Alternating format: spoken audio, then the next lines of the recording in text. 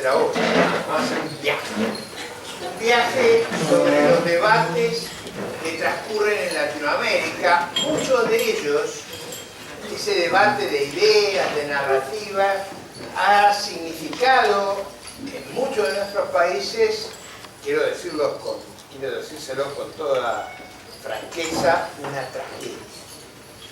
Pero no lo quiero poner en términos de los fracasos que acumulamos algunos de los países, sino lo quiero poner en términos de un debate que expulsa a la sociedad latinoamericana, porque esta amenaza, aún los que no la sufren en carne propia, la tienen frente a ellos. Esta cultura, esta ideología ha pululado con nosotros y me parece que es muy importante plantearlo. Si no, es incomprensible que un personaje como Chávez haya trastocado el equilibrio en nuestro continente y haya generado ese clima tan negativo, tan pesimista, que no es consistente con nuestras posibilidades. Usted piensa que en América Latina nosotros tenemos un potencial enorme de recursos naturales, no tenemos conflictos religiosos, como en otras geografías, no tenemos conflictos raciales, no tenemos conflictos limítrofes. Dios nos puso a nosotros para compensar tantas bondades. Entonces yo creo que en ese clima tenemos que tratar de entender cómo ocurrió, qué características tiene y qué problemas ha generado un modelo que yo reconozco está en franca decadencia. Por ejemplo, ustedes habrán notado en mi rostro una sonrisa casi imborrable. Nosotros creemos que en Argentina esto está llegando al fin. No, eso no quiere decir que no haya sido una tragedia y que es importante entenderla porque nos ayuda a lo que hice el otro día cuando empezamos. ¿Qué es lo que hice el otro día con una, si ustedes quieren, con una gran pasión? Es motivarlos a ustedes a la defensa de las ideas de la libertad. Y ahora lo voy a hacer probablemente de una manera extremadamente agresiva. Pero lo voy a hacer para que sepan lo que está en riesgo cuando uno es flojo en defender sus valores y sus ideas. Así que, manos a la obra. Socialismo del siglo XXI. ¿Qué es lo que nos ofrece el chavismo o el Castro-chavismo? Nos ofrece una sociedad donde el Estado, el gobierno, el partido y el líder son los mismos. Actúan como una identidad. El poder es de ellos. El Estado, el gobierno, el partido del gobierno y el líder. Usted no puede distinguir. Se usan los recursos públicos como si fueran de ellos. El Estado está identificado, ha dejado de ser laico. No admite la pluralidad de ideas.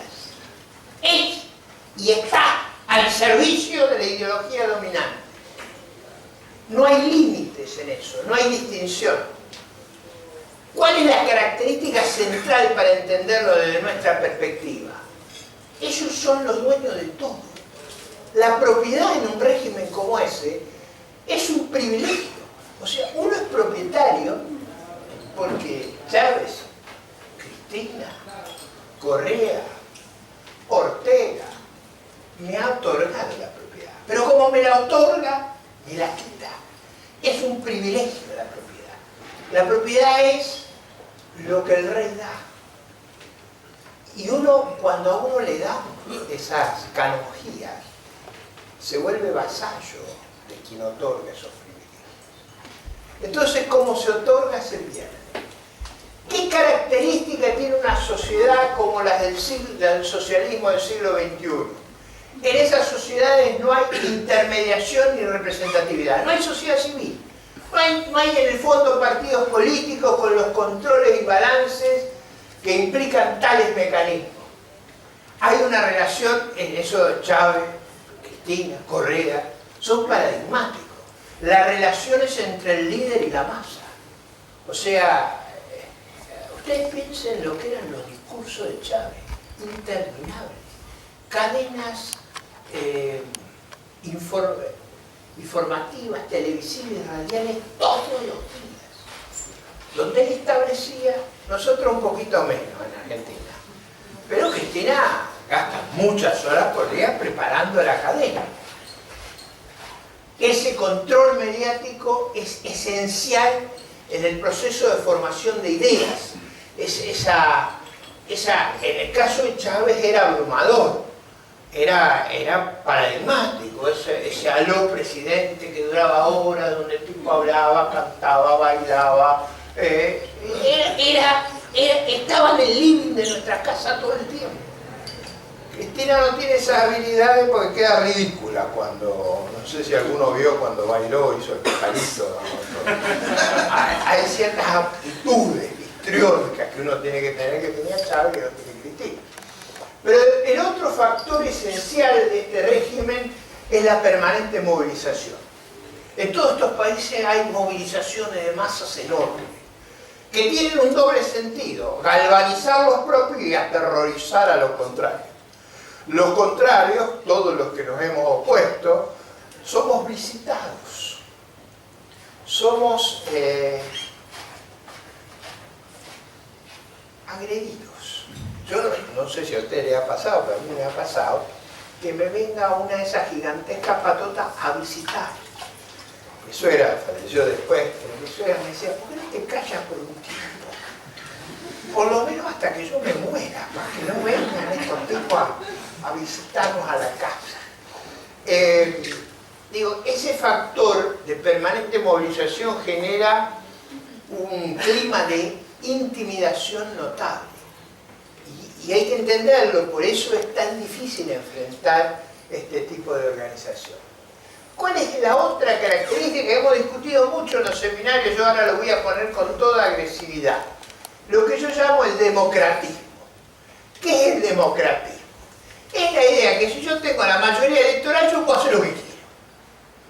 Es decir, la idea de que la mayoría me habilita a cualquier cosa, incluso a suprimir a mis adversarios.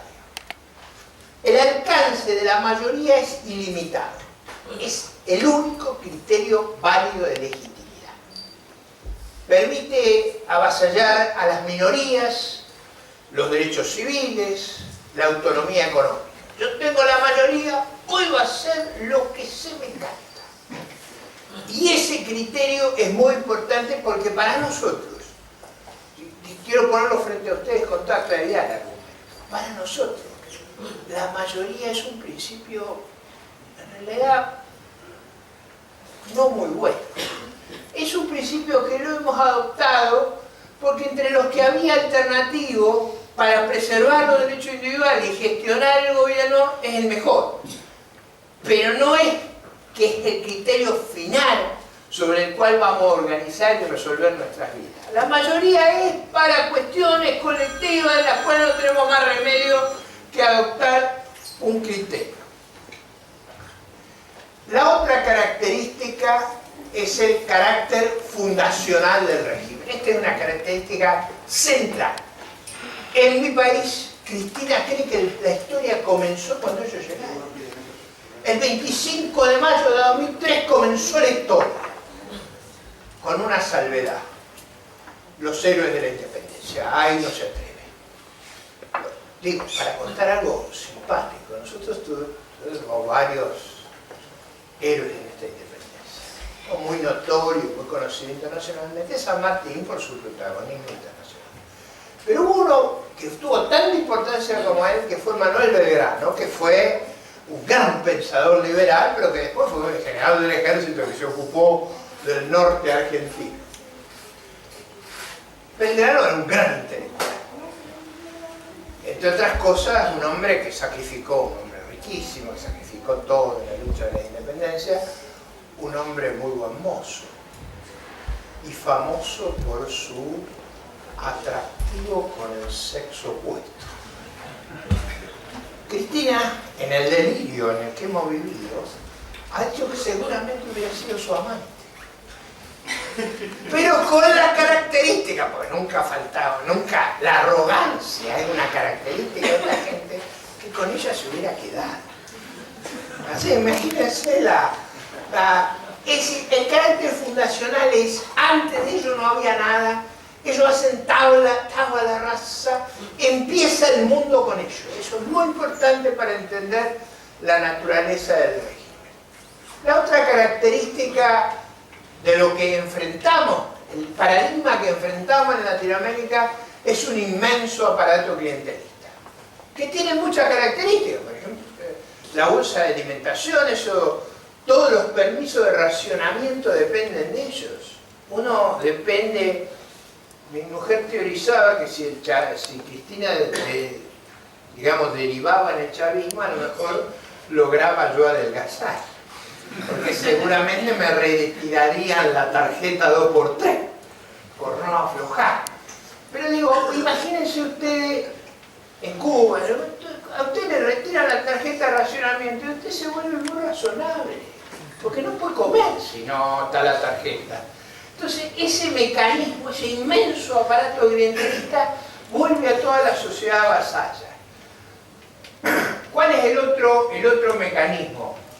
El antagonismo y la permanente movilización. En los momentos de auge, ellos están peleando todo el tiempo. Peleando y agrediendo. Hay un momento que uno llega a un hartazgo. Es una característica del socialismo del siglo XXI. La pelea, la movilización, buscar chivos expiatorios. Cuando ya están en decadencia es hasta simpático. Ustedes saben que nosotros hemos tenido una tragedia con los accidentes ferroviarios. Buenos Aires es una ciudad inmensa, que tiene un sistema ferroviario que es imposible movilizarse, sino. Y en el tren que va al oeste de la ciudad de Buenos Aires han ocurrido 3 terribles tragedias. Después de 10 años que ustedes no invierten en mantenimiento, que regalan los pasajes, ¿qué supondrían ustedes? ¿Qué inferencia harían? Que producto de la falta de mantenimiento va a haber un accidente terrible. ¿Cuál es la hipótesis que compite con ellos? ¿Ellos qué dicen? A mí me parece que acá hay sabotaje. Ahora, la hipótesis de la falta de mantenimiento es casi inevitable. Pero la hipótesis del sabotaje, ¿cómo la falsifica uno? Es difícil. Y esa idea de que están todo el día conspirando. Déjeme contarle una cosa en ese sentido, que tiene una vieja tradición en la idea del comunismo. Solzhenitsyn cuenta en Archipiélago Gulag que cuando empieza la organización soviética, los soviéticos veían las enormes dificultades para movilizar las cargas. Y los vagones de los trenes aguantaban 30 toneladas. 30 toneladas no se podía abastecer las distintas reacciones. Entonces los comisarios del Partido Comunista decían 50 toneladas. Los ingenieros le decían, si ponemos 50 toneladas, va a descarrilar el tren. Ponían 50 toneladas, el tren descarrilado. Había un sabotaje del ingeniero. ¿Entienden la lógica? Es decir, uno siempre es culpable de ese régimen. Uno vive aterrorizado. Esa idea del chivo expiatorio, de la guerra social, del conflicto que se entiende todo el tiempo, forma parte de esa prédica diaria a la que nos someten. Y acá viene algo muy importante a lo que hemos discutido todos estos días. El increíble aparato de prensa y control de la movida cultural. ¿Qué es lo que hacen todo el tiempo? Todo el tiempo están adoctrinando. Adoctrinando, ensalzando al liderazgo y adoctrinando, agrediendo a los adversarios. Haciéndolo de manera argumental y, si uno no afloja, física. Lo hacen no solo en los programas de opinión, porque en los programas de opinión lo ve poca gente. Lo hacen en las novelas, en los magazines de la tarde. Es decir, es donde llega todo el mundo. Ahí es donde en los entretenimientos. O sea, por ejemplo, el principal instrumento que tiene el régimen kirchnerista en Argentina es fútbol para todos. Antes nosotros teníamos los partidos de fútbol, se veían, pero no tenía que pagar que el cable le habilitara a ver los partidos. Con ellos, el fútbol lo paga el Estado. Es para todos. ¿Qué quiere decir que es para todos? Todo el partido de fútbol, uno ve una propaganda sobre el régimen que yo una vez, en una polémica que me costó mucho disgusto, Yo quisiera vivir en el país que muestran en los partidos de fútbol. Ese país no existe, pero está, es una prédica, en un país gigantesco como el nuestro, es muy difícil a veces las cosas son ciertas, no son ciertas a la distancia. Ese régimen están todo el tiempo, siempre están en las noticias cotidianas. La desesperación de estar en los discursos todo el tiempo forma parte del régimen. El conflicto con la prensa libre.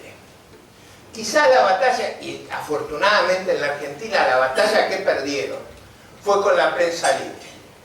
Y ahí hay distintos mecanismos. Cómo autorizar las frecuencias radiales, televisivas, los privilegios que se pueden crear, la publicidad pública. En Argentina el gobierno no anuncia en los medios de gran difusión, anuncia en los medios partidarios. Esa publicidad es tan abrumadora que casi define la permanencia y sostenibilidad de los medios. Y acá quiero marcar un hecho que es extraordinario, que yo nunca me había imaginado que podía pasar, que es la regulación de la publicidad privada.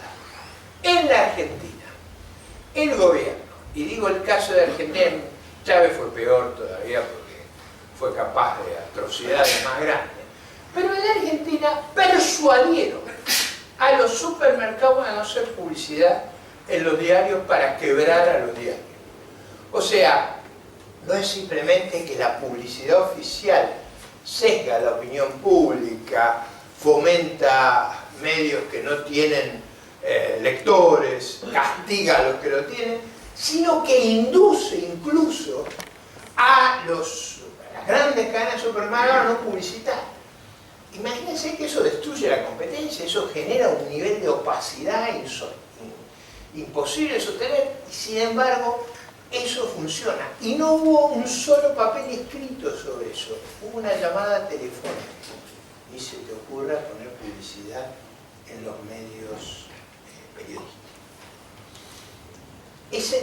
Esa es la sociedad en la que vivimos. ¿Qué otra característica tiene el régimen? El mercantilismo. Estos regímenes tienen como característica una búsqueda de la autarquía, aislarse del mundo. Si no, el mundo los condiciona. Definir un perfil productivo. ¿Ustedes se imaginan lo que es esta gente definiendo el perfil productivo?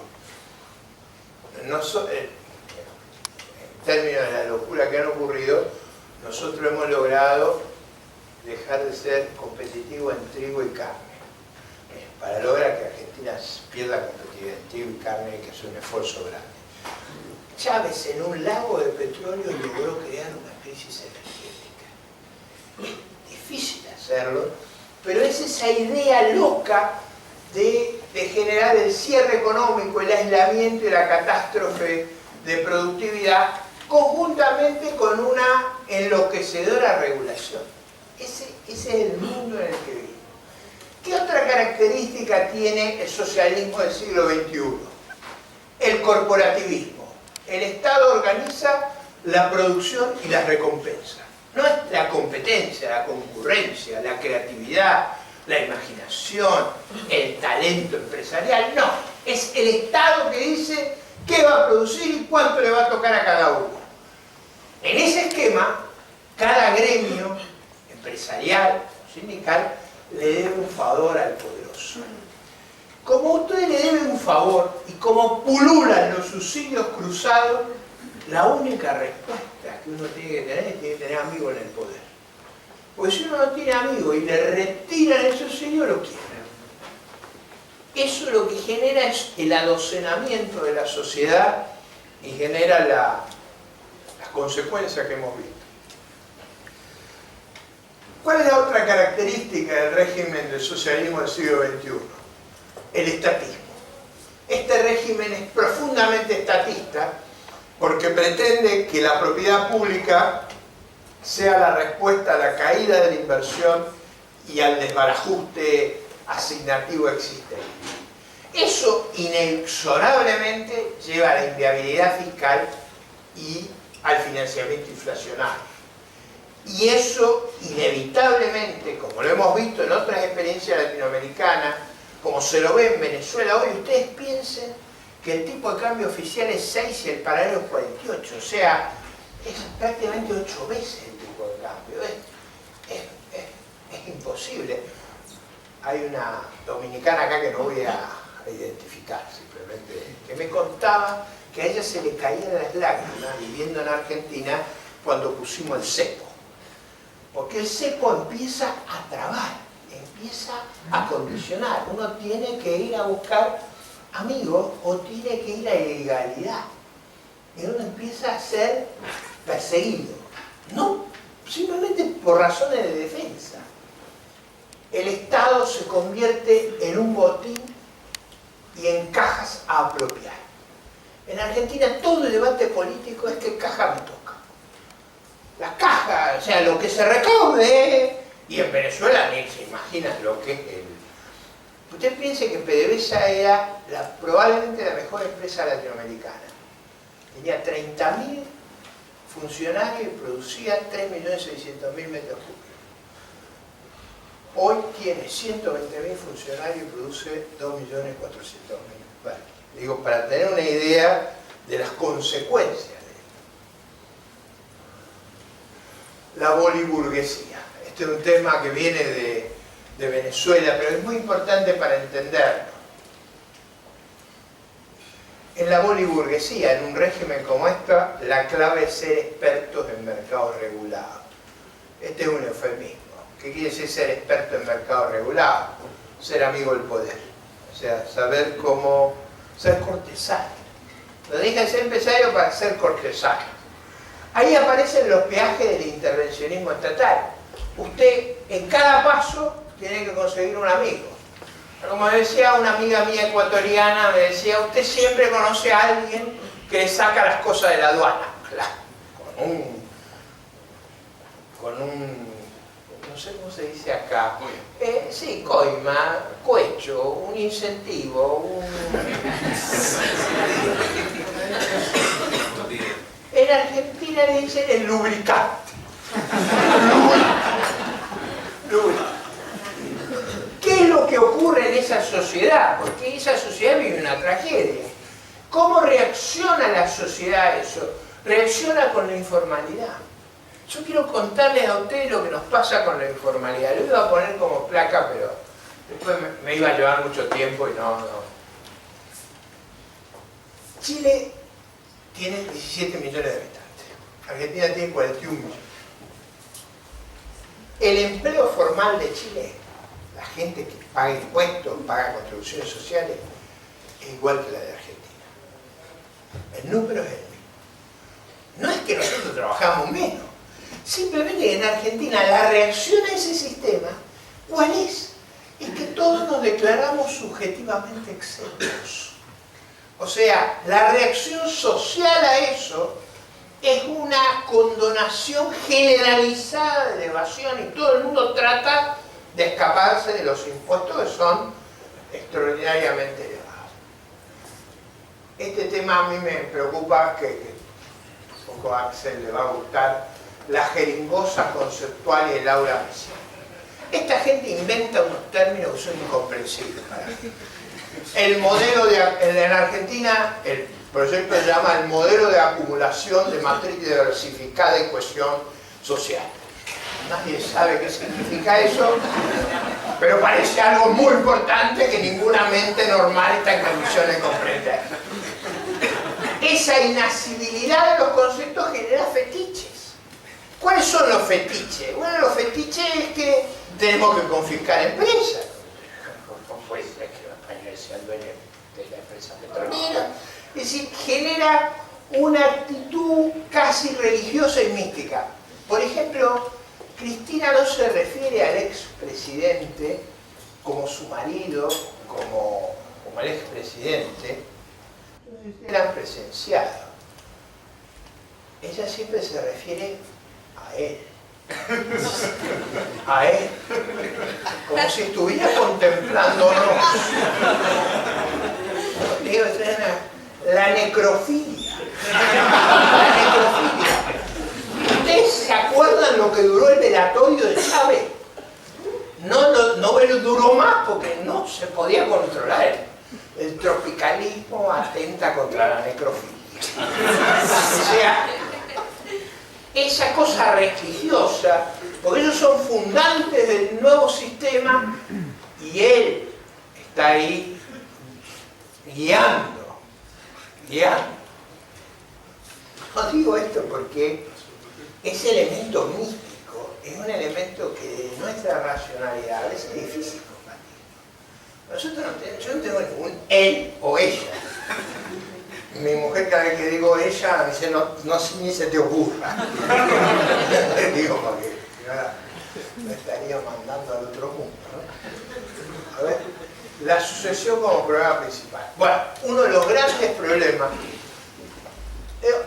Las democracias republicanas, ¿cuál fue el extraordinario avance que tuvieron? Cuando George Washington decide, por primera vez en la historia de la humanidad, que después de 2 periodos de gobierno, él no se iba a reelegir, se acababa. Iba a sucederlo a otro ciudadano que no tenía consanguinidad con él. Eso fue una revolución extraordinaria, porque el poder dejó de ser un problema familiar y consanguíneo para volverse un tema de conciliación, compromiso y disputa política. La sucesión en estos regímenes hiperconcentrados de poder es un problema enorme, por eso todos ellos, Correa, Ortega, Chávez, que van a buscar la reelección. Esa sonrisa que ustedes ven de oreja a oreja mía es porque ella no logra la reelección. No hay forma que lo logre ahora. Y eso nos libera del problema sucesorio. El nepotismo es la alternativa. Es casi un sistema mafioso. En un sistema de tanta concentración de poder, uno solo confía en los familiares y hasta por ahí nomás. ¿Cuál es otra característica de este régimen? Como notarán, no soy partidario de esto. El colectivismo y el espíritu tribal. Una característica de estos regímenes es un igualitarismo político. No diría el estilo maoísta. No han llegado a uniformarnos en la ropa y a ponernos en la misma vestimenta. Para bajar un poco la tensión, déjenme contarles, yo soy producto de fines de los 60, del París revolucionario, de los años esos. En esa época me eduqué. Esos eran los años de la revolución cultural. Yo estudiaba ciencia económica en La Plata y había un compañero mío que era maoísta. Pero un maoísta convencido, apasionado por la igualdad a cualquier costo y arrasar con el pasado y con la diferencia. Con una característica muy desgraciada para él, que era increíblemente feo. Lo cual ponía en esta dimensión de la igualdad, ustedes van a ver la nota graciosa del episodio. En las asambleas en esa época eran delirantes y discutíamos si tenía que haber derecho de huelga en la sociedad revolucionaria. Y él decía que una de las peores costumbres burguesas era la autonomía para elegir pareja. Porque él decía, eso crea una gran desigualdad. Lo único igualitario es que a uno le sorteen la pareja. Él no tenía duda que él mejoraba. Está claro. Para entender el disparate. En general, en esas sociedades hay un gran encono contra la iniciativa, el emprendimiento y la innovación. Esa es la característica de la época y es el producto. ¿Cuál es la otra característica de este sistema? La creación de un gran colectivo de zombies, de gente que depende del Estado, que tiene a la frustración como norma, que tiene un gran miedo a una sociedad abierta y competitiva, que expresa todo el tiempo el odio como vehículo. Es decir, en estas sociedades usted ve una enorme polarización, un enorme odio, porque ese odio es lo que justifica lo que está pasando y genera además la sensación de pertenencia. Y como uno no sabe cómo sería su vida si no está el papá Estado del cual uno cobra los recursos, el odio a quien quiera alterar las cosas es tremendo. Y eso genera un gran desaliento del ciudadano medio, del ciudadano que es productivo y contribuyente. ¿Cuál es el problema que tienen estos regímenes? Porque estos regímenes, esto lo tenemos que entender bien, estos regímenes solo fueron posibles porque las circunstancias económicas fueron muy favorables. Fueron extremadamente favorables. Si, déjenme hacer una digresión ahí. Chávez asume con la cesta venezolana, los barriles venezolanos, $8. La cesta se fue a $100. Si yo le subo a ustedes los ingresos por 12 y tienen dificultades, hay que mandarlos a algún lugar a terapia. ¿Me entienden? O sea, le subo los ingresos por 12 y tienen dificultades. Ahora, en realidad es más de 12, porque uno no genera un producto final, genera valor agregado. El valor agregado es una fracción del producto final. Las ganancias de estos países han sido extraordinarias. Cuando hay crisis en estos países, en general, la única respuesta es la alternativa totalitaria. En Argentina estamos tan contentos porque antes de llegar a eso han cometido tantos errores que nos vamos a librar sin tener que hacer la lucha que yo me temía que íbamos a tener que hacer. Venezuela me parece que está más complicado. La alternativa totalitaria es la respuesta de un régimen que ha dejado de ser popular. Y eso es el caso en Venezuela. No pueden ganar más las elecciones. Ahora van a tener que usar la violencia. El que estudia la historia del comunismo sabe que fue igual. Así fue en la Unión Soviética. Bueno, ahora vamos a ver el modelo alternativo. Como yo soy un polemista, lo voy a presentar de la manera más atractiva posible. El modelo alternativo es la democracia republicana. ¿Qué es la democracia republicana? Es una construcción que parte de reconocer la propensión a los excesos. La cuestión crucial para los demócratas es controlar el poder, no usar el poder. Evitar que alguien abuse del poder. Por eso se inventó la división de poderes, de manera que haya control y balance. La prensa libre, el federalismo. El federalismo es la descentralización del poder. La transparencia. El gobierno no puede ocultar sus actos son públicos. El rol del Estado es servir al ciudadano, no sojuzgarlo y guiarlo. Necesitamos en la democracia republicana la iniciativa privada. ¿Qué quiere decir la iniciativa privada? No quiere decir simplemente que hay innovación, creación, quiere decir que hay múltiples patrones para que uno no sea vasallo del único patrón. La propiedad privada, y acá viene la gran diferencia y la cuestión crucial. En una democracia la propiedad privada es un derecho.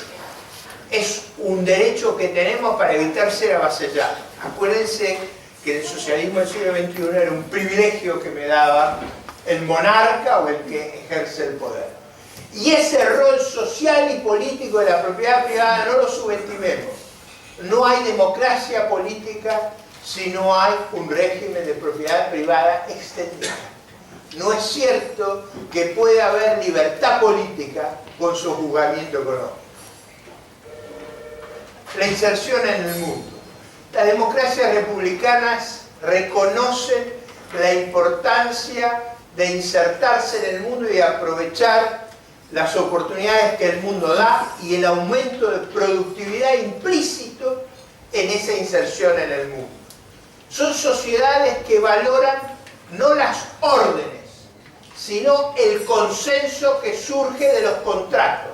Los contratos son voluntarios. Fíjense que el poder del Estado se expresa muy bien en la palabra de cómo se financia.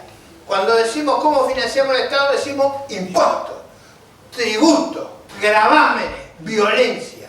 Cuando hablamos de propiedad privada, ¿qué hablamos? Hablamos de una negociación volitiva, voluntaria y cooperativa, que nos fuerza a la confianza y a la adaptabilidad. No funcionan nuestras sociedades no funciona si no hay confianza. Ahora, confianza requiere esa interacción permanente y recurrente.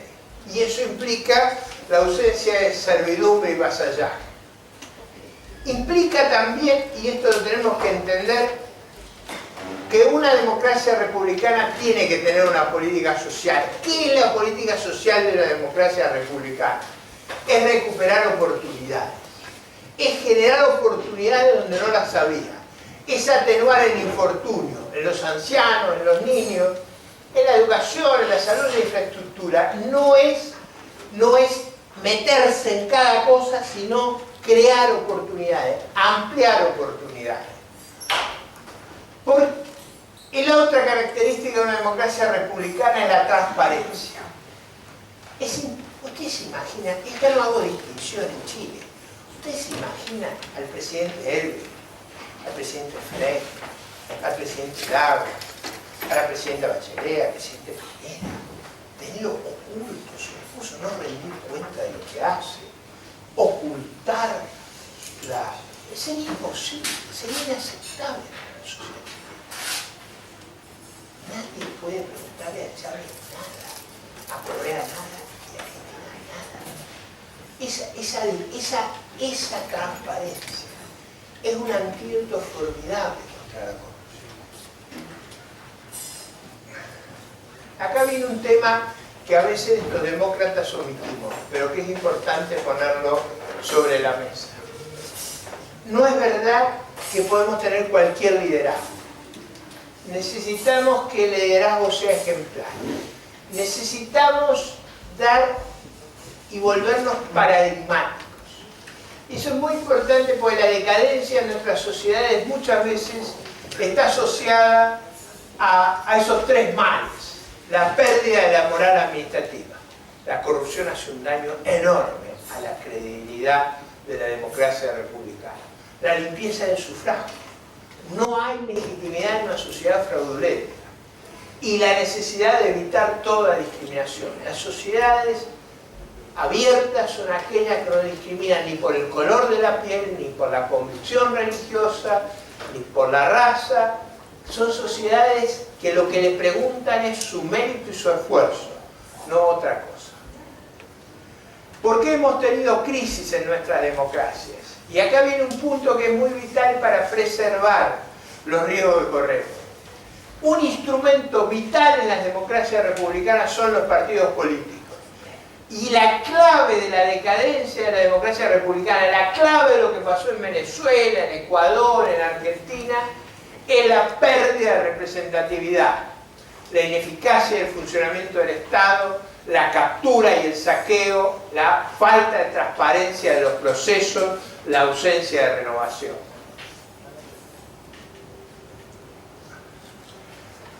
Es verdad que la discusión se ha puesto en un contexto que no es favorable. Es verdad que estos regímenes crecieron bajo circunstancias excepcionales de precios altísimos y bajísimas tasas de interés.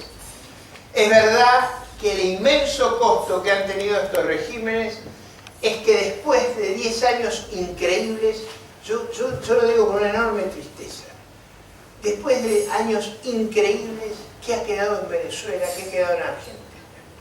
Hemos tenido precios del petróleo extraordinarios y lo que ha quedado es una crisis de infraestructura y energética inflacionaria y carencia de reserva increíble. En Argentina, ¿qué ha quedado? Ha quedado que hemos perdido nuestra industria frigorífica, tenemos el trigo más caro del mundo, tenemos una crisis energética pavorosa, tenemos un cepo cambiario, pues nos carecemos de divisas a pesar de haber tenido las mejores circunstancias en nuestra historia. El costo del populismo es el costo de la oportunidad perdida, el costo de un enorme excedente que no supo ser utilizado. Probablemente la explicación de lo que nos pasó es que tuvimos una mala interpretación de por qué tuvimos crisis en el pasado, tuvimos una baja capacidad de valorar y comprender el funcionamiento del sistema e hicimos del divisionismo de nuestros sistemas políticos quizá una muestra de nuestra arrogancia, pero que fue de un enorme costo para el futuro. Espero haberles ofrecido, debo reconocer, una exposición no neutral. Ha sido... Ellos tampoco son neutrales. Espero haberles puesto blanco sobre negro la pesadilla que nos espera bajo esa organización. Espero haberles dicho que valoremos lo que tenemos. La libertad es como la salud, se aprecia cuando se pierde. Yo lo que estoy tratando de convencerlo a todos ustedes que son muy jóvenes es que no dejen llegar a esa instancia. No comiencen a combatir cuando han perdido las libertades. Actúen cautelarmente. Y ese es el mensaje de esta noche. Un mensaje, si ustedes quieren, cargado, militante, agresivo. Eso es lo que necesitamos en la Latinoamérica que hoy vivimos. Muchas gracias y felicitaciones.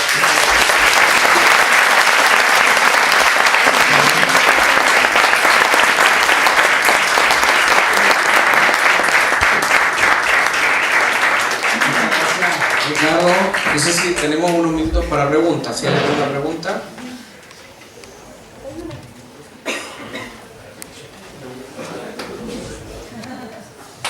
Ricardo, buenas noches. Mi pregunta es más bien, ¿no es de temer todavía que en Argentina la capacidad de daño que puede llegar a tener un gobierno débil durante todos estos 2 años que esperemos le queden? Van a ser 2 años terribles. Lo que pasa es que se va. Lo que a mí me aterraba era que se quedara. Y la verdad es que estuvimos al borde de un experimento filocastrista. Es decir, de que nos tuviéramos que resignar que toda la vida iba a estar este tipo de gobierno, que iba a ser por ese aparato inmenso clientelista, por los fraudes, invencible. Yo les confieso, yo me preparaba para una cosa terrible. Así que estoy como en una epifanía. Estoy disfrutando algo que no esperaba. Que fuera tan rápida la decadencia. Ahora, si ustedes me dicen, los 2 años que vienen van a ser muy difíciles, sí. Y les voy a decir algo que muchos de ustedes se van a enojar moralmente conmigo. Pero que es importante para que evitemos traumas. A enemigo que huye, puente de plata. No nos concentremos en buscar liquidar, concentrémonos en construir el futuro. Digo, porque la tentación después de tantos años de agresión va a ser la vendetta. Y yo creo que la vendetta no sirve para nada. Entonces es muy importante en todas nuestras sociedades que si podemos superar esto, digo, el caso nuestro es más liviano que el de Venezuela y que el de Cuba, pero se puede, hay que dejar salir, porque la idea de que la vendetta sea esencial me parece de un costo inmenso. Yo creo que van a ser 2 años muy difíciles, si al régimen se empecina van a ser terribles, pero creo que hay que tener la lucidez de no dejarnos ganar por el rencor y el odio. Ricardo, hola, buenas noches. Bueno, primero de todo, muchas gracias por la exposición, muy clara exposición que nos hiciste. Mi pregunta es la siguiente: yo soy chileno, yo dirijo una fundación acá en Chile, es Fundación 180, y acá en Chile hemos escuchado mucho sobre un grupo que se llama La Cámpora, ¿cierto? Y quisiera que nos explicaras y nos ilustraras también, como hiciste recién, qué es La Cámpora, cómo se forma, cuál es el rol que juega en el entramado político en Argentina. En estos regímenes donde el poder controla todo, el poder arma su aparato político. Y lo arma en base al presupuesto. Y son todos jóvenes que han sido contratados por el Estado con sueldos muy significativos en la inmensa cantidad de empresas y organizaciones. Yo quiero decirles a ustedes, cuando yo era ministro, al comienzo de este siglo, el número de jubilados en Argentina era alrededor de 3,5 millones, 4 millones, hoy es 8 millones. O sea, hemos dado enorme número de jubilaciones sin aporte. El número de empleados públicos era 2 millones, ahora es 3,5 millones. O sea, hemos generado un aparato inmenso de poder. En esa generación, los gerentes de ese aparato, los subgerentes, los jefes de departamento, forman parte de lo que es el núcleo de lucha, de combate de ellos, que es la agrupación, la Cámpora. Es una agrupación construida al amparo del poder y del presupuesto para defender al oficialismo. En la época Saddam Hussein, que era más militar, tenía la Guardia Republicana. Estos son la Guardia Republicana en un régimen que no permite los excesos del régimen árabe. Es el grupo más cercano, más directo, menos observante. Recibe orden para lo que usted mande, Presidenta. Esa es la consigna, para lo que usted mande. Bueno, no hay más preguntas, muchas gracias. Le damos Gracias. un aplauso.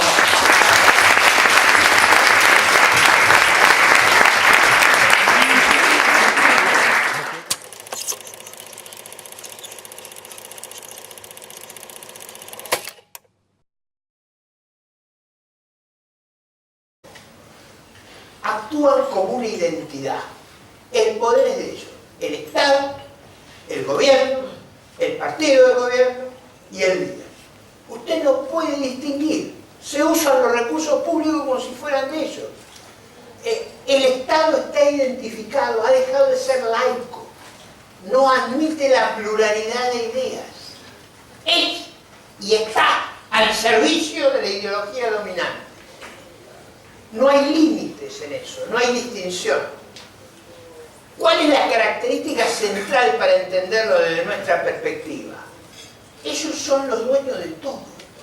La propiedad en un régimen como ese es un privilegio. O sea, uno es propietario porque Chávez, Cristina, Correa, Ortega me ha otorgado la propiedad. Pero como me la otorga, me la quita. Es un privilegio la propiedad. La propiedad es lo que el rey da. Y cuando a uno le dan esas canonjías, se vuelve vasallo de quien otorga esos privilegios. Entonces, como se otorga, se pierde. ¿Qué característica tiene una sociedad como la del socialismo del siglo XXI? En esas sociedades no hay intermediación ni representatividad, no hay sociedad civil, no hay en el fondo partidos políticos con los controles y balances que implican tales mecanismos. Hay una relación, en eso de Chávez, Cristina, Correa, son paradigmáticos. Las relaciones entre el líder y la masa. O sea, ustedes piensen lo que eran los discursos de Chávez, interminables.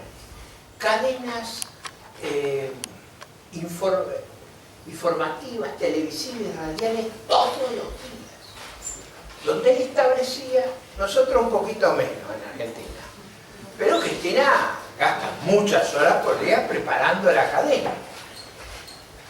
Ese control mediático es esencial en el proceso de formación de ideas. En el caso de Chávez era abrumador.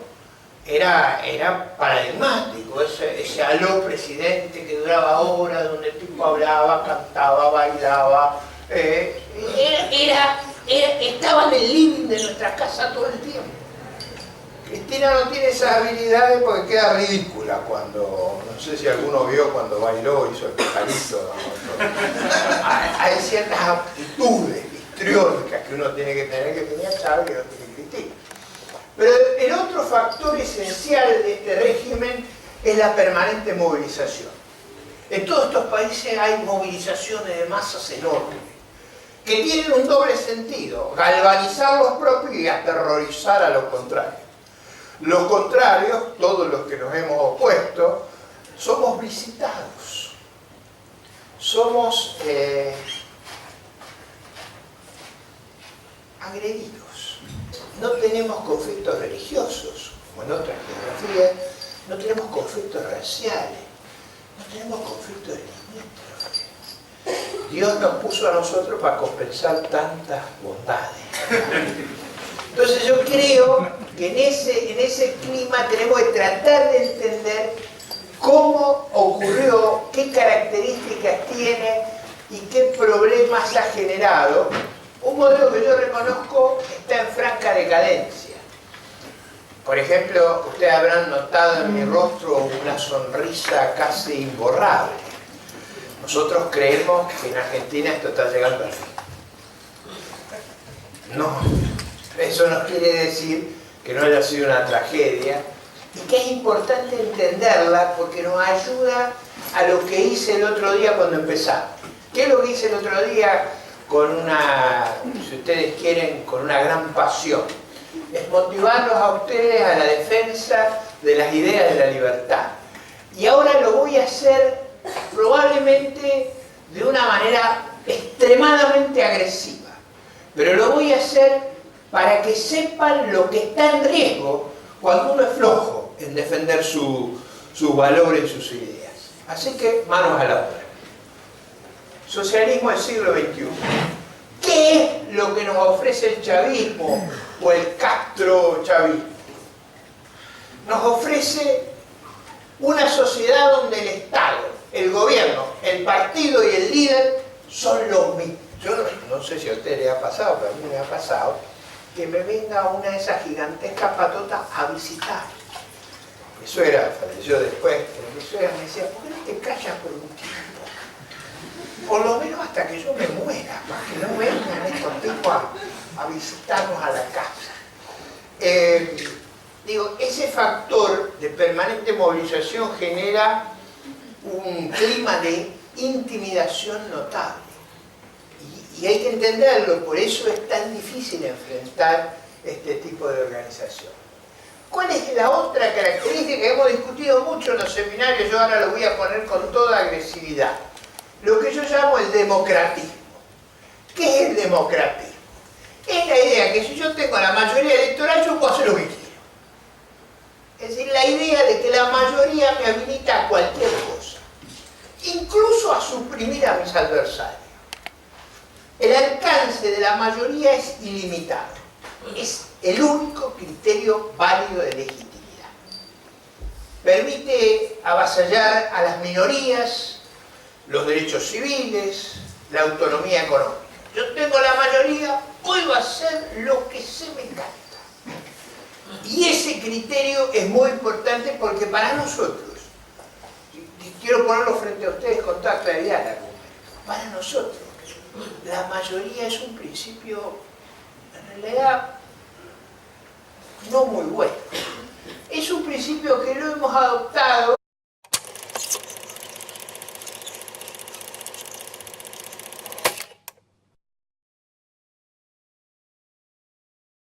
Bueno, espero que hayan cenado muy bien y se preparen para el viaje que vamos a hacer ahora. Vamos a hacer un viaje. Un viaje sobre los debates que transcurren en Latinoamérica. Muchos de ellos, ese debate de ideas, de narrativas, ha significado en muchos de nuestros países, quiero decírselo con toda franqueza, una tragedia. Pero no lo quiero poner en términos de los fracasos que acumulamos algunos de los países, sino lo quiero poner en términos de un debate que es útil a la sociedad latinoamericana, porque esta amenaza, aún los que no la sufren en carne propia, la tienen frente a ellos.